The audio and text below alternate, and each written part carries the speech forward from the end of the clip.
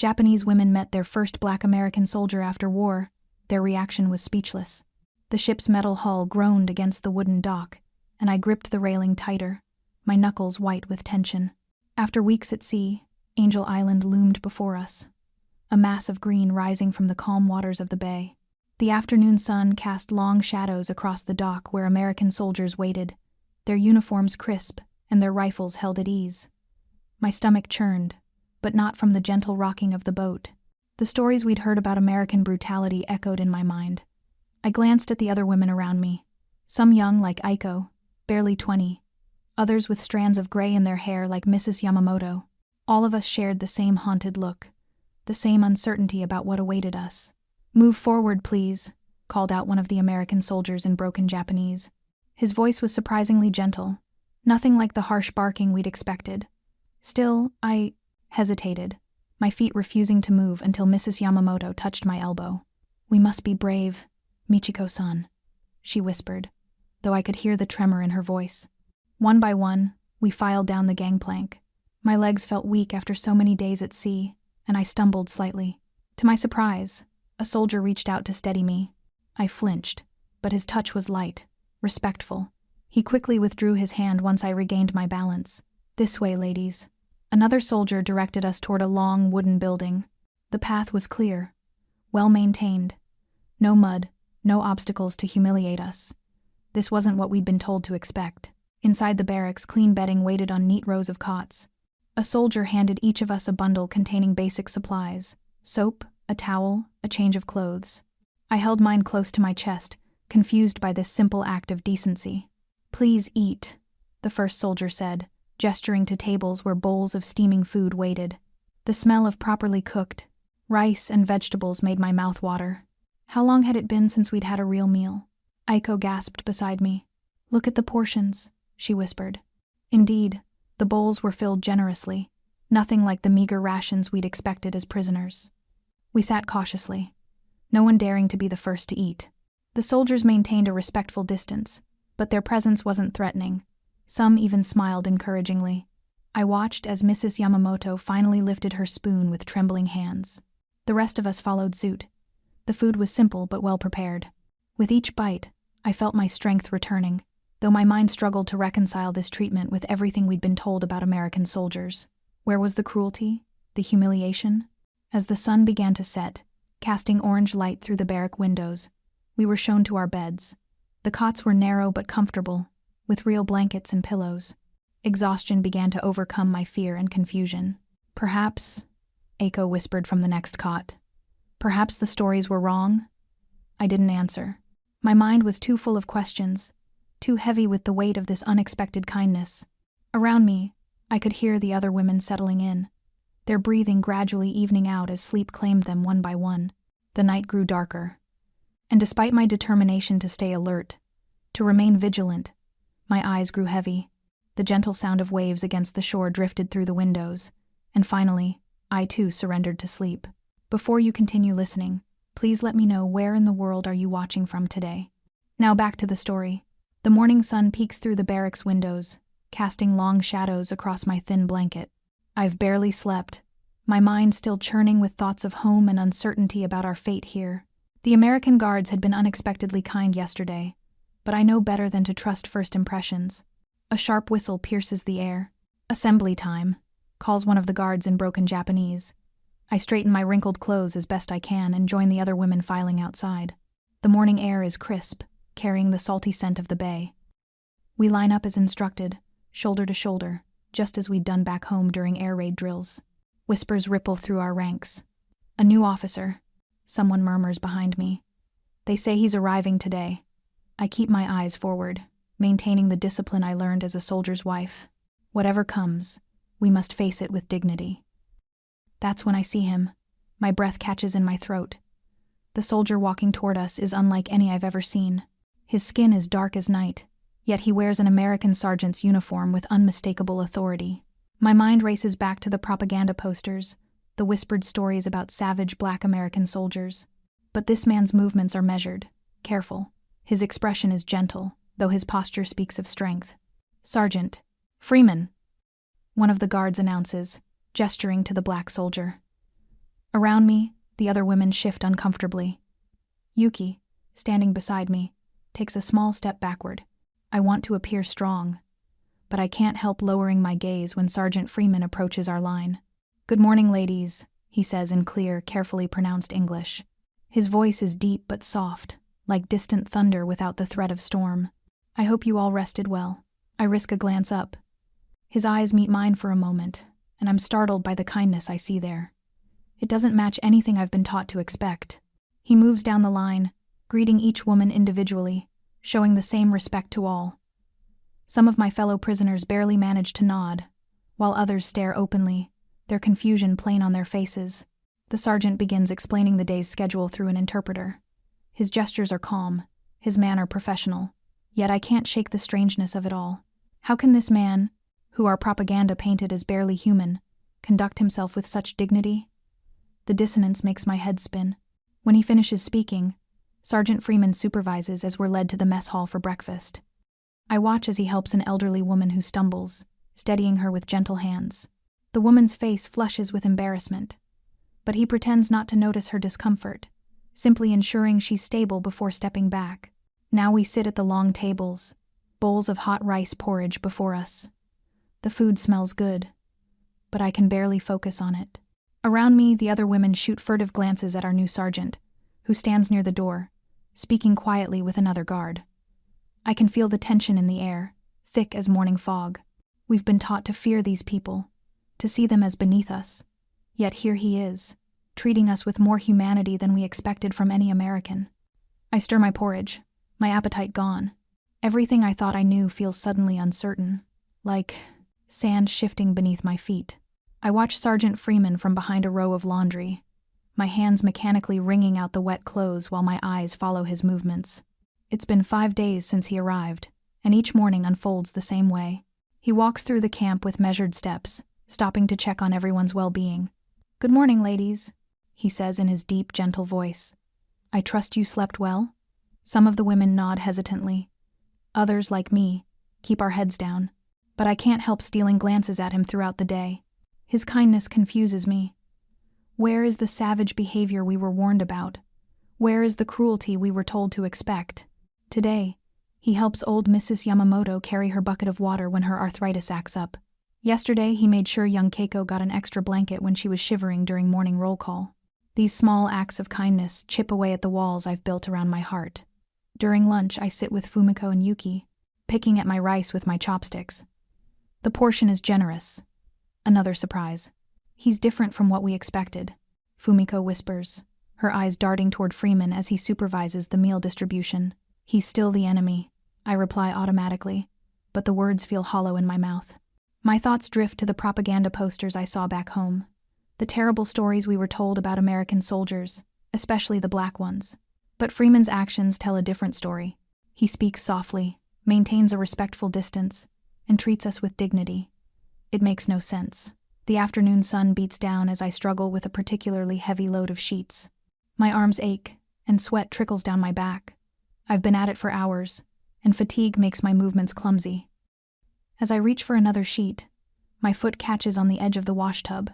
I stumble, nearly falling. "Here, let me help you with that, Mrs. Tanaka." Freeman's voice startles me. I hadn't heard him approach. He stands nearby, hands extended toward the heavy basket, but waiting for my permission to help. His eyes hold no judgment, no contempt, only genuine concern. "The sun is strong today," he says, speaking slowly and clearly so I can understand. "There's no shame in accepting help when you need it." My hands tighten on the basket's handles. Everything I've been taught tells me to refuse, to turn away, to maintain the distance between us. But as I look at his kind face, I feel my certainties crumbling. All these years, I've carried beliefs about Americans, about black people, about who is worthy of respect and who isn't. But here is this man, this soldier, showing more humanity than I've seen in months of war. "Thank you," I whisper, the English words feeling strange on my tongue as I allow him to take the basket. My heart pounds with the significance of this small surrender. "You're welcome, Mrs. Tanaka," he replies with a gentle smile that reaches his eyes. "We all need help sometimes." I stand there, frozen in place, as he carries the basket to the drying area. His simple act of kindness has shaken something loose inside me, and I don't know how to process these new, conflicting feelings. I watched Aiko grow weaker each passing hour. Her usual rosy cheeks had turned pale, and she could barely lift her head from her thin pillow. My heart ached seeing her like this. She'd always been the gentlest among us, quick to smile even in our darkest moments. "Michiko-san," she whispered, her voice barely audible. "I'm so cold." I tucked another blanket around her shoulders, feeling helpless. The other women in our barracks huddled nearby, their faces tight with worry. We all knew Aiko needed medical attention, but the thought of asking the Americans for help made my stomach twist into knots. "Perhaps we should tell someone," one of the women suggested softly. I shook my head, stubbornly clinging to my pride. "We can care for our own," I insisted, though deep down, I knew I was being foolish. Aiko's forehead burned under my palm, and her breathing had become shallow. That afternoon, while I was dabbing Aiko's face with a damp cloth, heavy footsteps approached our barracks. Sergeant Freeman appeared in the doorway, his tall frame blocking the sunlight. My body tensed instinctively. His dark eyes swept the room, landing on Aiko's trembling form. "How long has she been sick?" he asked, his voice filled with concern. I couldn't meet his gaze. 3 days, I admitted reluctantly.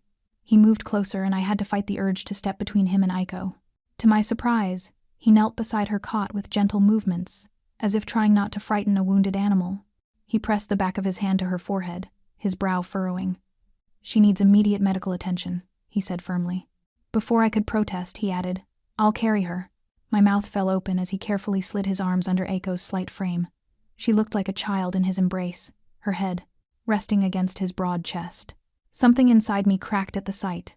This man, whom I'd been taught to fear and despise, handling my friend with such tenderness. The other women parted silently as Freeman lifted Aiko. I followed him outside, my vision blurring with unexpected tears.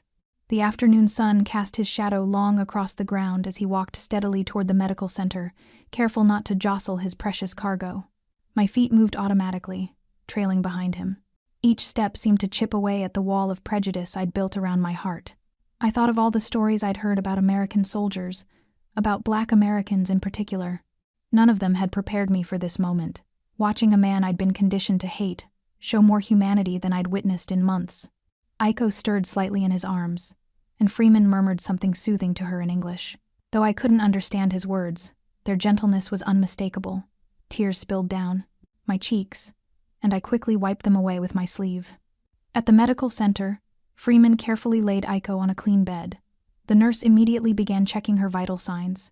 Without a word, Freeman straightened up and headed for the door, passing me on his way out. For a moment, our eyes met, and I saw something in his gaze that made my chest tighten. Not pity or superiority, but simple human kindness. I watched him walk away, his uniform crisp despite having carried Aiko, his posture straight and dignified. For the first time since arriving at Angel Island, I saw him not as an enemy soldier, not as a black man, but simply as a person who had shown my friend more compassion than I had been willing to ask for. I stand with the other women in our usual morning gathering spot, the early sun warming my shoulders. The last few days have been a blur of worry and relief as Aiko recovered from her illness. Now she's back with us, pale but smiling, and I can't help but keep glancing at for her to make sure she's really okay. I notice Sergeant Freeman approaching our group. My stomach tightens, not from fear anymore, but from something else I can't quite name. Ever since he carried Aiko to the medical center, I've felt different around him, confused, uncertain. He stops in front of us, his posture relaxed but dignified.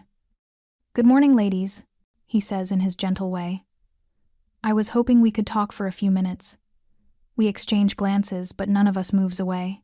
Freeman settles onto a nearby bench, and after a moment's hesitation, we do the same. The wooden slats are still cool from the night air. "I know it hasn't been easy for you here," he begins, his voice soft but clear. "Being prisoners, being far from home. But I want to tell you something about myself. If you'll listen." I find myself leaning forward slightly, drawn in by the earnestness in his tone.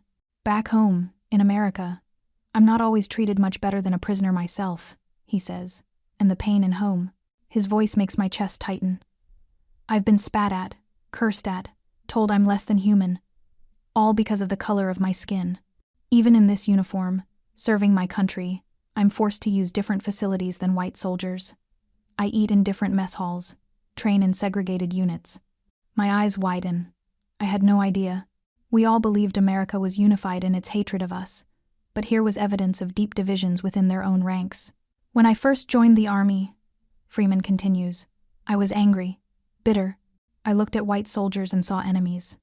And when Japan entered the war, he pauses, meeting my gaze directly. I transferred that hatred to Japanese people.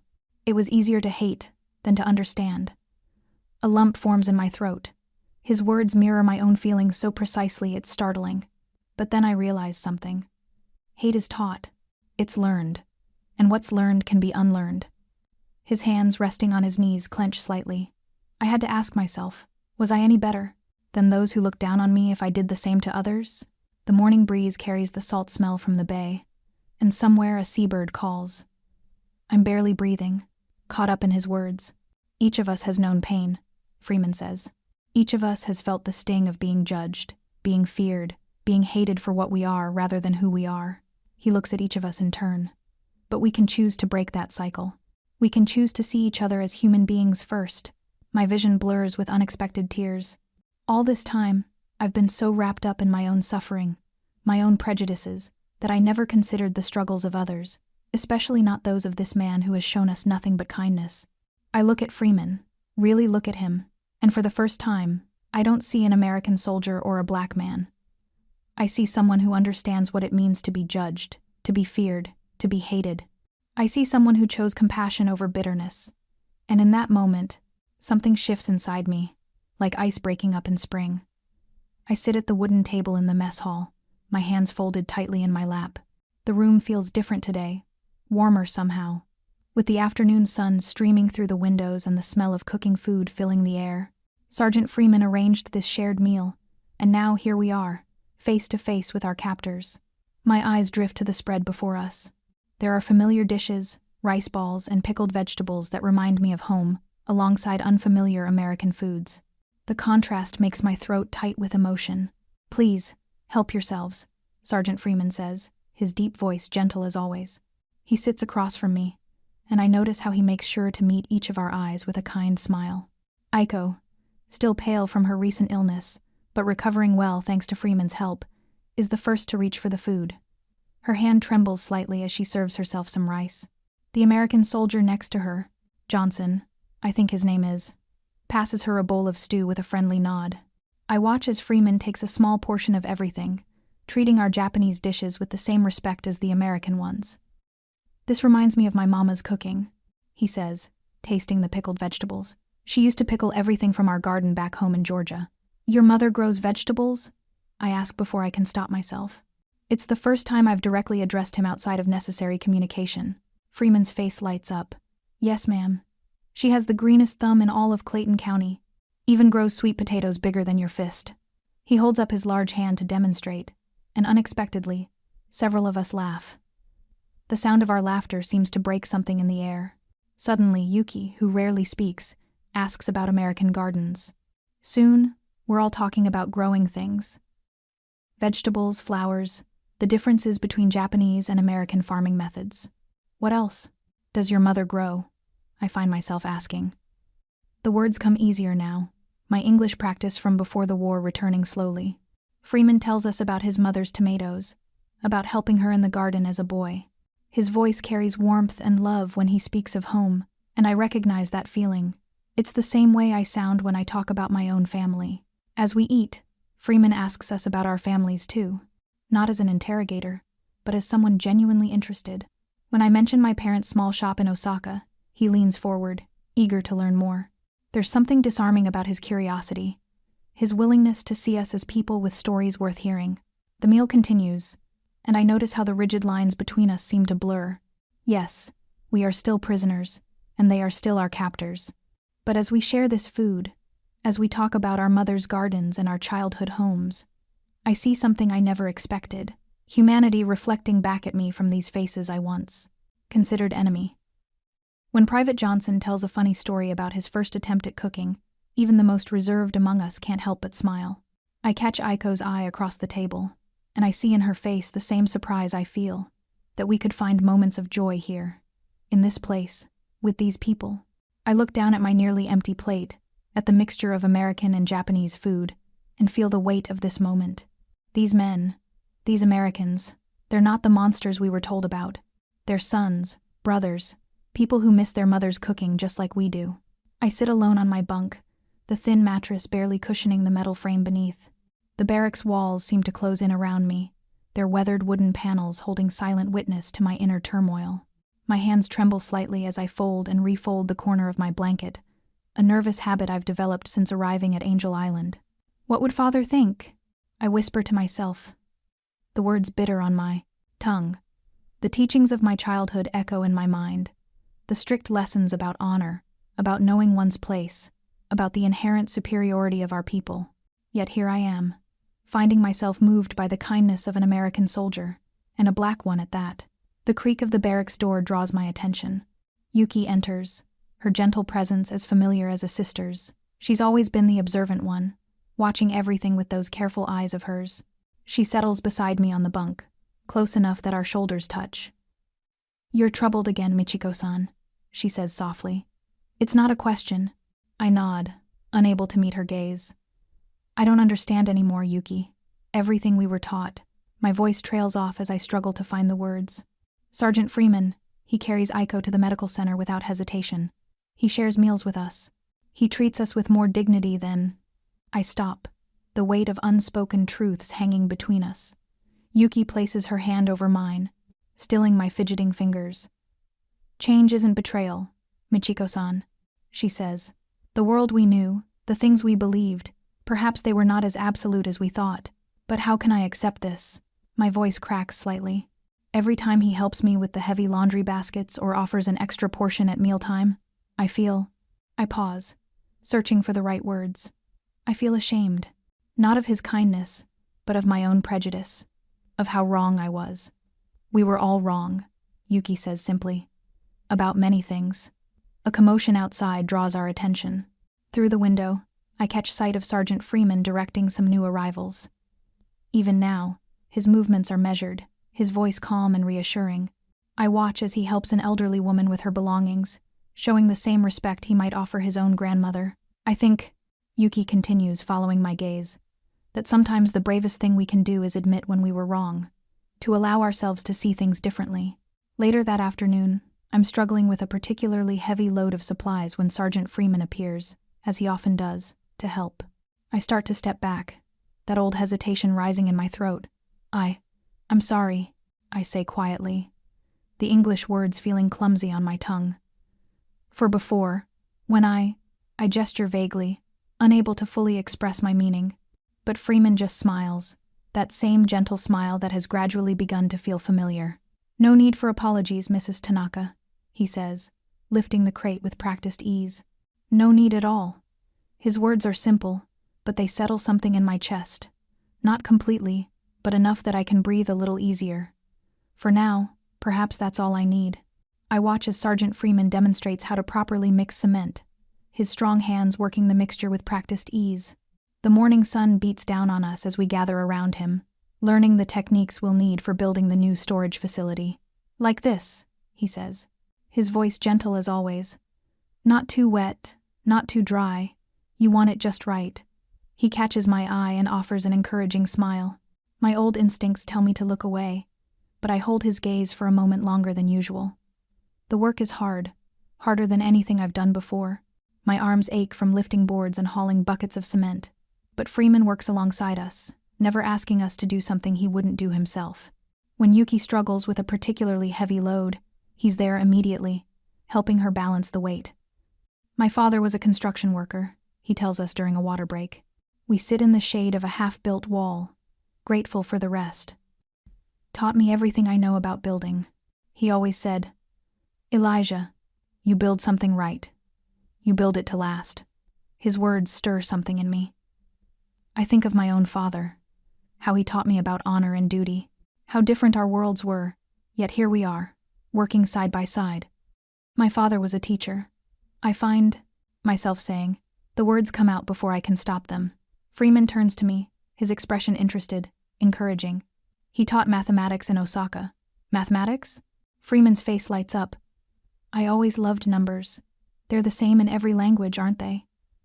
I nod, surprised by how easy it feels to talk to him now. The other women join in, sharing their own stories. Eiko speaks about her family's fish market, and Yuki tells us about her grandfather's garden. As we work, Freeman shares more about his life in America. He tells us about growing up in Georgia, about the prejudice he faced, about his dreams of becoming an architect one day. His stories make me think about the things we were told about Black Americans, about Americans in general, how wrong we were. The cement is heavy, and my muscles protest with each load. But Freeman shows us tricks to make the work easier. Bend your knees, not your back, he demonstrates. Work smarter, not harder. His patience seems endless, even when we make mistakes. During another break, Yuki asks him about his family. His face softens as he speaks about his mother, who taught him to cook. She always said food brings people together, he says, reminding me of our shared meal in the mess hall. The sun is setting when Freeman calls an end to the day's work. My clothes are dirty, my hands are rough, but there's a sense of accomplishment I haven't felt in a long time. We've made good progress on the building. Freeman looks at what we've achieved, nodding with satisfaction. Thank you, ladies, he says, his voice sincere. You've done excellent work today. He looks at each of us in turn, and when his eyes meet mine, I don't look away. We make a good team. His words settle over us like a warm blanket. For the first time since arriving at Angel Island, I feel truly proud of something I've done here. Not just the building work, but the walls were breaking down between us, brick by brick. I hear the sirens wail before I fully understand what's happening. My heart leaps into my throat, a familiar terror gripping me as memories of air raids in Japan flood back. The other women around me freeze, their faces reflecting the same fear I feel. Everyone to the bunkers, now! Sergeant Freeman's voice cuts through the chaos. His tone is firm but not harsh. We rush toward the concrete bunker, our feet pounding against the dirt. The morning sun disappears as we descend into the darkness. The space is cramped, and I find myself pressed between Yuki and Eiko. The musty smell of earth and concrete fills my nostrils, bringing back memories of hiding during raids back home. My hands won't stop shaking. I clasp them together tightly, trying to control my breathing. Around me, I hear the soft whimpers of the other women. Some are praying quietly in Japanese, others are completely silent. The darkness feels suffocating. Sergeant Freeman moves through the bunker with a flashlight, his tall frame bent slightly under the low ceiling. Everyone stay calm, he says, his voice steady and reassuring. This is just a precaution. You're safe here. I watch as he stops to check on each woman. He kneels beside elderly Mrs. Yamamoto, who's trembling uncontrollably. Ma'am, he says gently, would you like some water? She nods, and he produces a canteen from his belt. The concrete walls seem to vibrate with the distant sound of aircraft. I close my eyes, trying to push away memories of burning buildings and screaming civilians. When I open them again, Freeman is beside me. You doing okay, Miss Tanaka? He asks, his voice low and kind. I want to nod, to maintain my composure, but I find myself shaking my head instead. It brings back memories, I whisper. I understand, he says, and something in his voice tells me he truly does. War leaves deep scars on all of us, but even as his words comfort me, doubt creeps in. Is this kindness real, or will it vanish like morning mist once the danger passes? I've seen how quickly people can change, how peace can shatter into violence. Some of the women around me are whispering similar fears in Japanese. What if they're bombing us? Yuki whispers beside me. What if the Americans decide we're not worth protecting? Freeman seems to sense the growing unease. He stands in the center of the bunker, his flashlight creating shadows on the walls. Ladies, he says, I know you're scared, but I give you my word. As long as I'm here, no harm will come to you. This shelter is solid concrete. We've got water, supplies, and I'm not leaving until we get the all clear. The sincerity in his voice makes me want to believe him. I remember how he carried Eiko to the medical center, how he's shown us nothing but respect since we arrived. Yet the sound of planes overhead makes my stomach churn with uncertainty. Time moves slowly in the darkness. Freeman maintains his calm presence, moving between us, offering water, speaking soft words of reassurance. When one woman begins to cry, he sits beside her until her sobs quiet. Finally, after what feels like hours, the all-clear siren sounds. Freeman waits for confirmation on his radio before guiding us back into the sunlight. My legs feel weak as I climb the steps, blinking in the bright morning light. Around me, the other women emerge, pale and shaken. Freeman stands at the bunker entrance, making sure everyone gets out safely. The camp looks exactly as we left it. Peaceful, undisturbed. No bombs, no destruction. Just another morning at Angel Island. I clutch the letter in my trembling hands, reading the words over and over until they blur through my tears. The paper is thin, like the rice paper we used at home, and I can almost smell the familiar scent of our family's writing desk where Mother always sat to compose her letters. "Your father's store has been destroyed," Mother writes. "The medicines we relied on for income are gone. Your sister Keiko is ill, and we cannot afford proper treatment. We are living on whatever the neighbors can spare." The words swim before my eyes. I sink onto my bunk, the letter falling from my fingers onto the rough blanket. The barracks around me fade away as memories of home flood my mind. The neat rows of bottles in Father's pharmacy, Keiko's laughter as she helped arrange the displays, Mother's careful bookkeeping at the back counter. All gone now. All destroyed. I don't realize I'm crying until I taste salt on my lips. Quickly, I wipe my face with my sleeve, not wanting the other women to see my weakness, but it's too late to hide my distress. "Miss Tanaka?" Sergeant Freeman's voice is gentle. I hadn't even heard him approach. "Is everything all right?" I stiffen instinctively, years of training telling me to show no vulnerability to the enemy. But when I look up at his concerned face, I see only kindness there. The same kindness he showed when carrying Aiko to the medical bay. "My family," my voice cracks. I hold up a letter with shaking hands. "They are suffering. Our home, our business, everything is gone." Freeman nods slowly, understanding in his eyes. After a moment's hesitation, he sits down on the bunk across from mine. "I lost my younger brother in France," he says quietly. "And my mother's house was destroyed in a fire last year. Sometimes I wonder if there's anyone this war hasn't touched." His words strike something deep inside me. I look at him, really look at him, and for the first time, I see past the uniform, past the differences in our skin. I see someone who knows loss, who understands pain. "How?" I struggle to find the right English words. "How do you bear it?" "One day at a time," he replies. And I remember what my grandmother used to say, that even the darkest night ends with dawn. He pauses, then adds, "My faith helps too. Gives me hope that all this suffering isn't meaningless. I think about my own family's Buddhist teachings, about the nature of suffering and the path to peace. In Japan we say, "Nana korobiya oki," fall 7 times, stand up 8. Freeman smiles. "That's beautiful." Sounds like something my grandmother would say. The simple exchange opens something in me.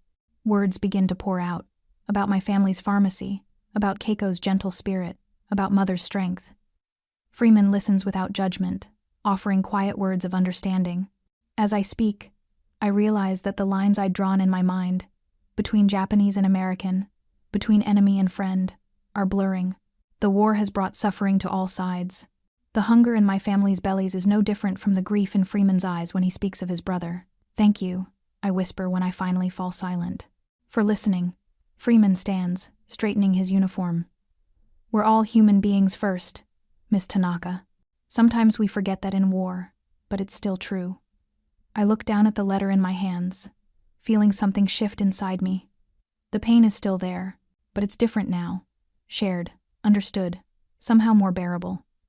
I sit on a wooden crate near the supply shed, watching the sun sink behind the hills of Angel Island. The evening air carries a slight chill, but I barely notice it. My thoughts are elsewhere, traveling across the ocean to my family in Japan. "Mind if I join you?" Sergeant Freeman's gentle voice breaks through my reverie. I look up, offering a small smile. "Please do." The words come easily now, not like those first awkward weeks when I could barely meet his eyes. He settles onto another crate, keeping a respectful distance. We've fallen into this routine lately, quiet conversations at dusk, when the day's work is done. Sometimes we talk about simple things, the weather, the food in the mess hall, or how Aiko is recovering. Other times, like tonight, our talks run deeper. "You seem thoughtful this evening," he observes, his voice carrying that steady warmth I've come to trust. I nod, running my fingers along the edge of the letter in my pocket. I received news from home. My English isn't perfect, but I no longer struggle to find the words. My sister writes that our neighborhood in Tokyo. I pause, swallowing hard. Many homes are gone now. Freeman stays quiet, giving me space to continue. This is what I appreciate most about him. He knows when to listen. I keep thinking about what we believed. I continue. About Americans. About black soldiers especially. Heat rises to my cheeks, but I force myself to meet his eyes. We were so wrong, Sergeant Freeman. Call me Elijah, he says softly. It's not the first time he's made this offer, but tonight, I feel ready to accept it. Elijah. I test the name carefully. When I first saw you, I was terrified. Now, I gesture helplessly, unable to properly express how much has changed. He chuckles, but there's understanding in his eyes. I know, Michiko. I had my own prejudices to overcome. War makes us see enemies everywhere, but sometimes the real battle is with our own fears. I think about how freely the other women now interact with the soldiers, sharing jokes during work details, exchanging small kindnesses. Even Yuki, who was once so rigid in her beliefs, taught one of the younger guards how to fold origami cranes yesterday. I feel guilty sometimes, I admit, for accepting this kindness. I struggle to find the right words. For feeling at peace here, while my family suffers at home. Elijah leans forward, his expression serious. Guilt doesn't help anyone, Michiko. Accepting kindness, showing kindness, that's how we heal. That's how we build a better world after all this darkness. His words sink deep into my heart. I remember my husband, who died believing in the Emperor's promises of glory. I think of my parents, who taught me that Americans were devils. Now, sitting here with Elijah Freeman, I understand that the real enemy was never the people. It was the hatred we carried in our hearts. Thank you, I say, quietly, for helping me see differently. He stands, offering a gentle smile. It's getting late. You should rest. I nod, rising from my crate. Good night, Elijah. As I walk back to the barracks, I feel lighter somehow. The guilt hasn't completely disappeared, but something else has taken root alongside it. Hope, perhaps, or understanding. Whatever it is, I know I'm not the same person who stepped off that ship all those weeks ago. I sat at the long wooden table in the mess hall, watching as Sergeant Freeman moved between groups of women and soldiers, making sure everyone had enough to eat. The evening sun filtered through the windows, casting a warm glow over the gathering. It felt different from our previous shared meals. There was an ease in the air that I hadn't noticed before. The aroma of rice and stewed vegetables filled the room, mingling with the unfamiliar but pleasant smell of American dishes. Someone had even managed to prepare a simple miso soup, though it wasn't quite like home.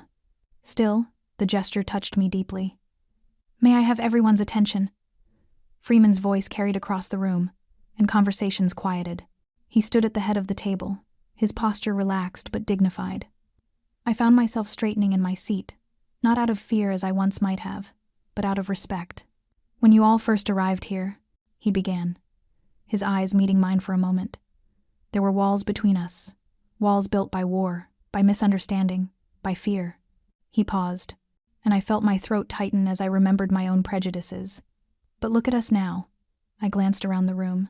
Yuki was showing a young soldier how to hold chopsticks properly, both of them laughing at his clumsy attempts. Aiko, who Freeman had carried to the medical ward weeks ago, was deep in conversation with one of the nurses, using the broken English she'd been practicing. Unity isn't about forgetting who we are, Freeman continued. It's about seeing past our differences to recognize our shared humanity. His words resonated with something deep inside me, something that had been slowly changing over these past weeks. Someone started humming a tune, one of the American soldiers. To my surprise, I recognized it. We'd heard it playing on the camp radio. Without thinking, I found myself humming along. More voices joined in, creating an impromptu chorus that bridged our languages. The laughter came easily now, nothing like the tense, polite smiles we'd worn when we first arrived.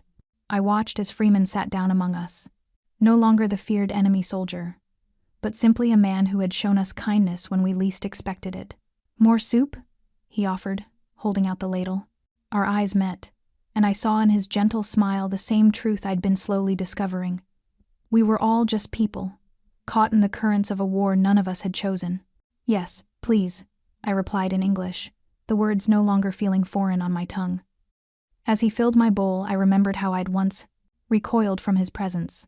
Now, the memory brought a flush of shame to my cheeks. The evening continued with stories shared through gestures and broken phrases, through laughter and understanding nods.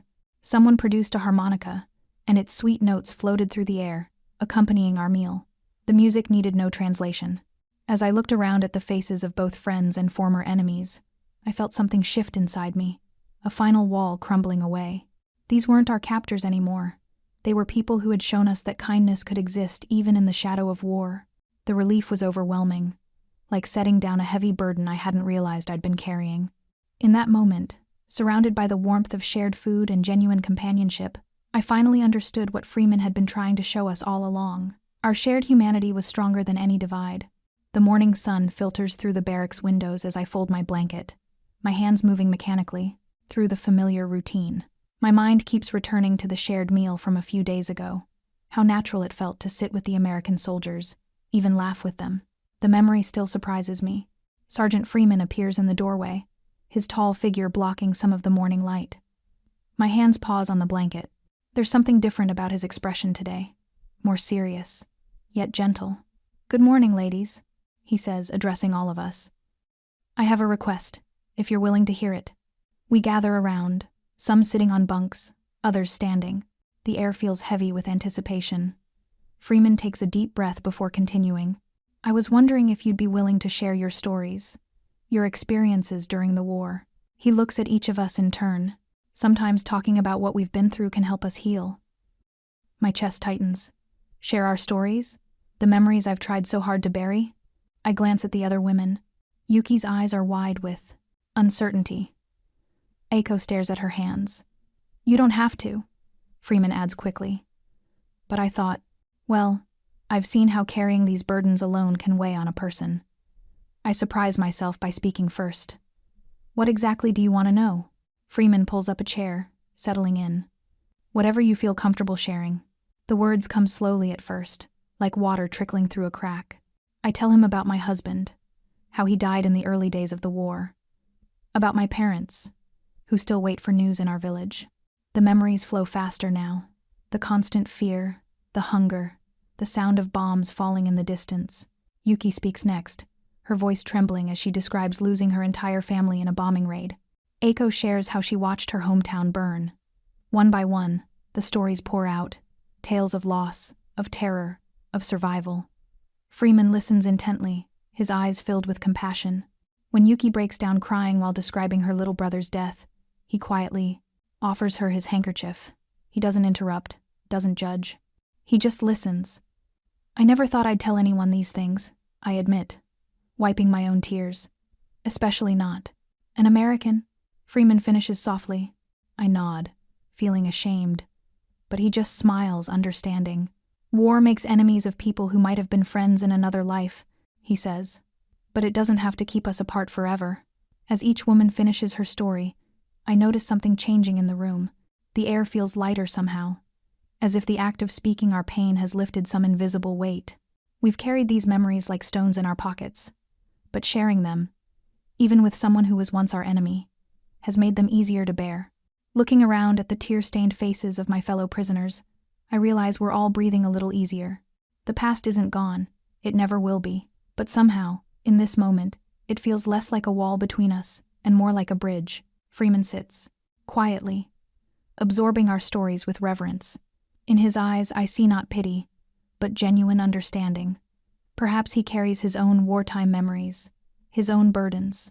For the first time, I truly see him, not as a black soldier, or even as an American, but simply as another human being who understands suffering. I stood in the courtyard, feeling the late summer breeze on my face. The news of Japan's surrender had reached us yesterday, and my heart was still trying to process what it meant. Home. We were going home. "Attention, please." Sergeant Freeman's familiar voice carried across the yard. He stood before us, his posture straight but his eyes gentler than usual. "As you know, arrangements are being made for your return to Japan. We expect the transport to arrive within the week." My chest tightened. A week. Just one more week in this place that had changed everything I thought I knew about the world. Freeman walked among us, stopping to speak with each woman individually. I watched as he spoke quietly with Eiko, who bowed deeply. When he reached me, I found myself struggling to meet his eyes. "Miss Tanaka," he said softly. "I wanted to thank you." I blinked in surprise. "Thank me? But Sergeant Freeman, You showed me that change is possible," he continued. "Even when everything in your heart tells you to hold on to old beliefs, you found the courage to see beyond them." Tears welled up in my eyes, but I fought them back. "I was wrong about so many things," I admitted. "The stories we were told about Americans. About—" I hesitated, then forced myself to continue. "About black soldiers. I'm ashamed of how I thought." Freeman shook his head. "Don't be ashamed. Be proud that you were strong enough to change." A memory flashed through my mind, the day he carried Aiko to the medical center. How terrified I'd been to let him help, and how that moment had cracked open my prejudices like an egg. "I never thought I would find friendship here," I said, my voice barely above a whisper. "I expected cruelty. Instead, you showed us kindness when we least deserved it." "Kindness isn't about deserving," Freeman replied. "It's about choosing to see the humanity in others, even when it's difficult." He reached into his pocket and pulled out a small paper crane, one I had made during our evening crafting sessions. "I'll keep this, if you don't mind. A reminder that hearts can change." I nodded, unable to speak past the lump in my throat. "Your war is over now, Miss Tanaka," he said. "But I hope you'll remember what you learned here.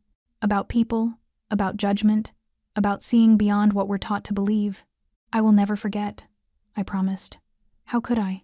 Around us, other women were saying their goodbyes to the guards they'd come to know. Some were crying openly, others trying to maintain their composure. The air felt heavy with emotion. Freeman stepped back and gave me a formal salute. I returned it with a deep bow, holding it longer than necessary to hide my tears. As the women gathered their few belongings, I looked around the camp that had been our home. The barracks where we'd whispered late into the night about our changing views. The mess hall where we'd shared meals and stories with our former enemies. The yard where Freeman had taught us that kindness could bridge any divide. I touched the wooden post of the barracks one last time, memorizing its rough texture under my fingers. Strange, how a place I'd entered with such fear had become somewhere I was reluctant to leave. I stand at the ship's railing, watching Angel Island grow smaller in the distance. The autumn wind whips my hair around my face, but I don't move to brush it away. My fingers grip the cold metal as memories of the past months wash over me like the waves below. Who was that woman who first stepped onto these shores, so full of fear and hatred? I barely recognize her now. The ocean stretches endlessly before me, the same waters we crossed as prisoners, yet everything feels different. I am different. My throat tightens as I remember Sergeant Freeman's final words to me this morning. "You taught me as much as I taught you, Miss Tanaka," he'd said, his kind eyes crinkling at the corners. "Never forget that change is possible, even in the darkest times." I close my eyes, letting the salt spray cool my cheeks. The other women mill around the deck, some crying softly, others speaking in hushed tones about returning home. We're all changed. How could we not be? The Americans we'd been taught to hate had shown us more humanity than we'd ever expected. My mind drifts to that first shocking day when Sergeant Freeman carried Aiko to the medical bay. I remember how my hands had trembled, how my whole world had shifted on its axis. A black American soldier, treating us with such gentle care. It went against everything I'd been raised to believe. The ship's horn blasts, startling a flock of seabirds into flight. I watched them wheel away, remembering the shared meals in the mess hall, the way laughter had gradually replaced our tense silence. How strange it seems now, that we'd once been so afraid. "Michiko-san." Yuki appears beside me, offering a cup of hot tea. "Are you all right?" I accept the cup with a small bow. "Yes, just thinking." "About Sergeant Freeman?" I nod, sipping the tea. "About everything. About how wrong we were, Yuki-san. All those terrible things we believed. We didn't know any better," she says softly. "But now we do." The tea warms my hands as I consider her words. She's right. We didn't know better. But ignorance is no excuse for hatred. I think of my family waiting in Japan, their minds still clouded by the same prejudices I once held. Will they understand when I tell them about Sergeant Freeman? About how an American soldier, a black American soldier, showed us more kindness than we ever thought possible. The mainland has disappeared completely now, leaving only endless blue in every direction. Yet I don't feel lost. For the first time since the war began, I feel found. "I want to tell everyone," I say suddenly, turning to Yuki. When we get home, I want to tell them all about what we learned here, about how wrong we were, about how kindness can bridge any divide. She smiles, understanding in her eyes. They may not want to hear it, Michiko-san. Then I'll show them, I reply, my voice stronger than I expect. The same way Sergeant Freeman showed us. Through actions, through patience, through compassion. The ship rolls beneath us, carrying us toward home. But home, I realize, will never be quite the same. How can it be, when my heart has been transformed so completely? I hold these lessons close. The power of forgiveness, the strength of understanding, the healing that comes when we open ourselves to those we once feared. I make a silent promise, right there on the deck of the ship, to honor what I've learned, to share it with anyone who will listen, to be living proof that love and understanding can overcome even the deepest prejudices. The ship's horn blasts as we finally dock in Japan. My hands tremble as I clutch my small bundle of belongings, scanning the crowd for familiar faces. After months at Angel Island, returning home feels like stepping into a dream, both familiar and strange at once. I spot my sister Keiko first, her thin frame wrapped in a faded kimono. Behind her, my elderly parents wait quietly. Their faces are more lined than I remember, marked by worry and hardship. My heart aches at the sight of them. "Okaeri nasai," my mother whispers as I approach. "Welcome home." Her voice breaks on the last word, and suddenly we're all crying, holding each other close. The war has changed us all, left invisible scars that may never fully heal. Later that evening, as we sit around our small table sharing a simple meal of rice and pickled vegetables, my family asks about my time in America. They expect tales of cruelty and hardship. Instead, I tell them about Sergeant Freeman. He was different from anyone I'd ever met, I explain, watching their expressions shift from concern to curiosity. When Aiko fell ill, he carried her himself to the medical center. He showed us kindness when we expected nothing but hatred. My father's brow furrows. An American soldier? And black? Yes, I say firmly, meeting his gaze. He taught me that the stories we believed about others, they weren't true. He faced discrimination in his own country, yet he chose to treat us with dignity and respect. I tell them about the shared meals, the conversations that bridged our differences, the small acts of kindness that transformed our fear into understanding. My mother listens intently, dabbing at her eyes with her sleeve. That night I sit at my old writing desk, a blank piece of paper before me. The words come slowly at first, then faster as I pour my heart onto the page. "Dear Sergeant Freeman, I hope this letter finds you well. We have returned safely to Japan, though our country bears deep wounds from the war. Yet even in this darkness, I carry with me the light of the lessons you taught us. When I first arrived at Angel Island, I was filled with fear and prejudice. You showed me that humanity exists even in those we were taught to hate. Your kindness did more than make our captivity bearable. It changed how I see the world. I remember what you told us about facing discrimination in America, yet choosing to treat others with dignity. Your strength in overcoming hatred with compassion has given me hope for the future. Because of you, I understand that peace begins with seeing the humanity in others, even those we once called enemies. My family was surprised by my stories about you. But as I share what I learned, I see their understanding grow. Perhaps this is how healing begins. One story, one heart at a time. Thank you for showing us that kindness can bridge any divide. I will never forget the lessons you taught us on Angel Island. With deepest gratitude, Michiko Tanaka. I fold the letter carefully, sealing it with trembling fingers. Tomorrow I will mail it, sending my words of gratitude across the vast ocean that separates us. Standing up, I walk to the edge of our family's field. The evening breeze stirs my hair as I gaze at the setting sun. For the first time since before the war, my heart feels truly at peace. I hope you like this story. Please share what's your favorite part of the story and where in the world you are watching from. Have a wonderful day.